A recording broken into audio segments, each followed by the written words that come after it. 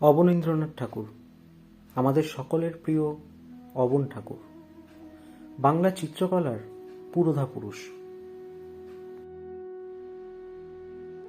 আমাদের হুগলি জেলার কোন্নগরে আছে অবন ঠাকুরের পৈতৃক বাগান বাড়ি, আর সেটা দেখার জন্যই চুঁচুড়া থেকে গত 23শে জুলাই ঘুরে এলাম কোন্নগরে।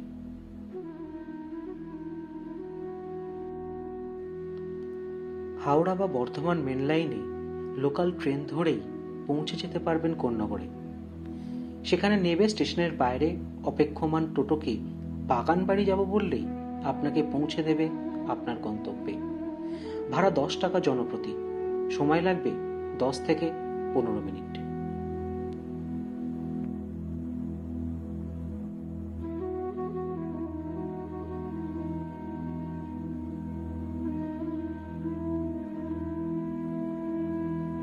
এই তরুণের ভেতর দিয়ে কিছুটা হেঁটে গেলেই ডান দিকে পড়বে টিকিট ঘর। 10 টাকা জন প্রতি টিকিট কেটে ঢুকে পড়ুন গঙ্গার পশ্চিম পাড়ের এই সুন্দর বাগান বাড়িটিতে। প্রত্যহ সকাল 10টা থেকে বিকেল 5টা অবধি খোলা থাকে, তবে প্রতি সোমবার রক্ষণাবেক্ষণ কাজের জন্য এটি বন্ধ রাখা হয়। বর্তমানে এটি কোন্নগর পুরসভা অধিকৃত একটি হেরিটেজ প্রপার্টি।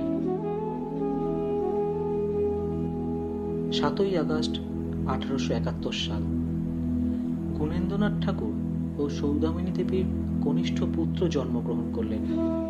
নাম রাখা হল অবনীন্দ্রনাথ ঠাকুর। গগনেন্দ্রনাথ ঠাকুরের ভাই এবং বিশ্বকবি রবীন্দ্রনাথ ঠাকুরের ভ্রাতুষ্পুত্র।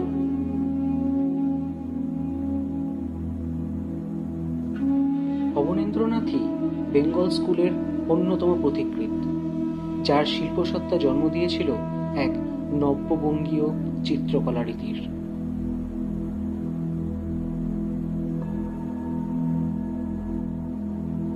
এই দরজাগুলি কিছুদিন আগে অবধি খোলা ছিল, কিন্তু কোভিড পরবর্তী সময়ে সুরক্ষার জন্য এগুলি বন্ধ রাখা আছে।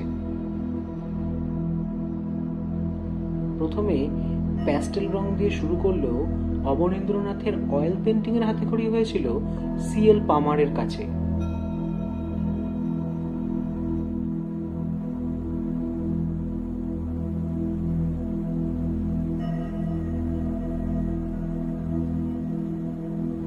অবন ঠাকুরের ছবি দেখে রবি বর্মা দরাজ মনে সার্টিফিকেট দিয়ে বলেছিলেন যে ছবির দিক থেকে এর ভবিষ্যৎ উজ্জ্বল।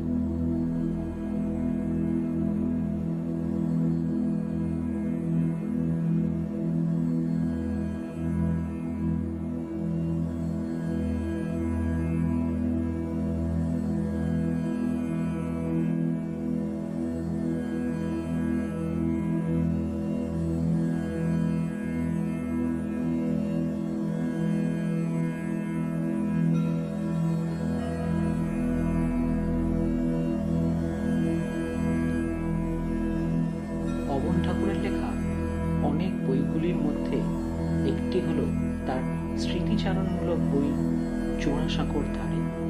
এই বইতে এক জায়গায় তিনি লিখেছেন, কোন্নগরে কি আনন্দেই কাটাতুম, সেই সেবার আমি কোন্নগরে কুঁড়ে ঘর আঁকতে শিখি।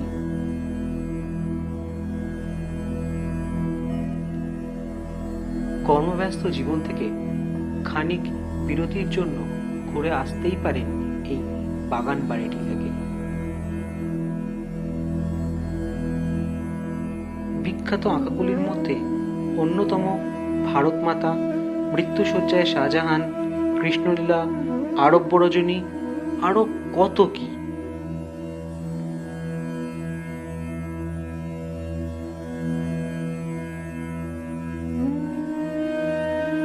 তার প্রিয় রবিকার উৎসাহে শুরু হলো সাহিত্য চর্চা। প্রথমে শকুন্তলা লিখে পেলেন রবীন্দ্রনাথের ভূয়সী প্রশংসা, তারপর একে একে লিখে চললেন ক্ষীরের পুতুল, রাজকাহিনী, বুড়ো আংলা, নালক ইত্যাদি। এখানকার কোলাহলহীন শান্ত পরিবেশ, গঙ্গার মনোরম দৃশ্য, গাছগাছালির ফাঁক দিয়ে সূর্যের আলো এসে পড়া আপনাকে মনে করিয়ে দিতে পারে শকুন্তলার সেই প্রথম কটা লাইন। এক নিবিড় অরণ্য ছিল। তাতে ছিল বড় বড় বট, সারি সারি তাল, তমাল, পাহাড়, পর্বত, আর ছিল ছোট নদী মালিনী। মালিনীর জল বড় স্থির, আয়নার মতো। তাতে গাছের ছায়া, নীল আকাশের ছায়া, রাঙা মেঘের ছায়া সকলই দেখা যেত। আর দেখা যেত গাছের তলায় কতগুলো কুটিরের ছায়া।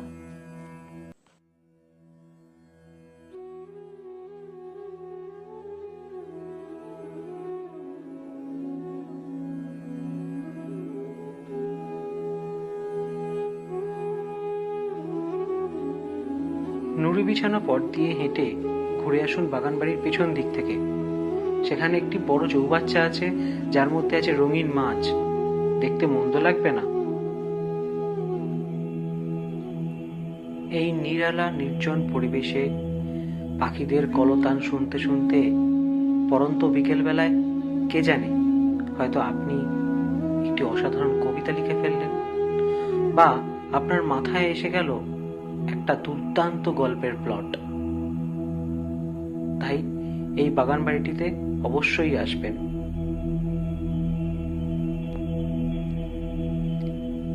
এই বাগান বাড়ির বাইরে আছে চা ও বিস্কুটের স্টল। এছাড়া ক্রাইপার রোডে আছে অসংখ্য রেস্টুরেন্ট। সেখানে আহারাদি শেষ করে ফিরে চলুন নিজের বাড়ির উদ্দেশ্যে, মনে এক প্রশান্তি এবং অনাবিল আনন্দের অনুভূতিকে সঙ্গে নিয়ে।